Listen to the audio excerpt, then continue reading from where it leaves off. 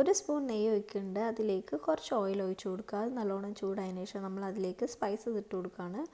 അതേപോലെ ചെറുതായിട്ട് കൊത്തി അരിഞ്ഞിട്ടുള്ള ഇഞ്ചി ഇട്ട് കൊടുക്കുന്നുണ്ട്. പിന്നെ നമ്മൾ എരിവിനനുസരിച്ച് പച്ചമുളക് ചേർത്തിട്ടുണ്ട്. ചെറുതായിട്ട് അരിഞ്ഞിട്ടുള്ള സവാളയും കൂടെ ഇട്ട് നല്ലോണം വഴറ്റിയെടുക്കുകയാണ്. അതിലേക്ക് 2 തക്കാളി നമ്മൾ നല്ലോണം ജ്യൂസ് അടിച്ച് ഒഴിച്ച് കൊടുക്കുന്നുണ്ട്. പിന്നെ 1/2 ടീസ്പൂൺ മഞ്ഞൾപ്പൊടി, 1 സ്പൂൺ മുളക് പൊടി, 2 സ്പൂൺ മല്ലിപ്പൊടി, കുറച്ച് കുരുമുളക് പൊടി ഇത്രയും കൂടെ ഇട്ട് നല്ലോണം വഴറ്റിയെടുത്തതിന് ശേഷം നമ്മൾ അതിലേക്ക് ഫ്രോസൺ ഗ്രീൻ പീസ് ഇട്ട് കൊടുക്കുന്നുണ്ട്. അതിനുശേഷം ആവശ്യത്തിനുള്ള ഉപ്പും കൂടെ ഇട്ട് നമ്മൾ 4 ഗ്ലാസ് വെള്ളം ഒഴിച്ച് കൊടുക്കുകയാണ്. ഇനി ഇത് അടച്ചു വെച്ച് തിളപ്പിച്ചെടുക്കണം. ആ ടൈം കൊണ്ട് നമുക്ക് അരി കഴുകിയെടുക്കാം. 2 കപ്പ് അരിയാണ് നമ്മൾ എടുത്തിട്ടുള്ളത്. വെള്ളം ഒഴിച്ചിട്ടുള്ള ആ സെയിം കപ്പ് തന്നെയാണ് നമ്മൾ അരിയും എടുത്തിട്ടുള്ളത്. അത് കഴുകിയതിന് ശേഷം നമ്മൾ ഈ തിളച്ചിട്ടുള്ള വെള്ളത്തിലേക്ക് ഇട്ട് കൊടുക്കുകയാണ്. അത് നല്ലോണം ഇളക്കി കൊടുത്തതിന് ശേഷം വീണ്ടും നമുക്ക് അടച്ചു വെച്ച് വേവിച്ചെടുക്കാം. വെള്ളം ഒന്ന് വറ്റി വരുമ്പം ഒരു നുള്ള് ഗരം മസാല ഇട്ട് കൊടുക്കുന്നുണ്ട്, ഒരു പിടി മല്ലിയില ഇട്ട് കൊടുക്കുന്നുണ്ട്, 1 സ്പൂൺ നെയ്യും കൂടെ ഒഴിച്ചാൽ നമ്മുടെ ലഞ്ച് റെഡി.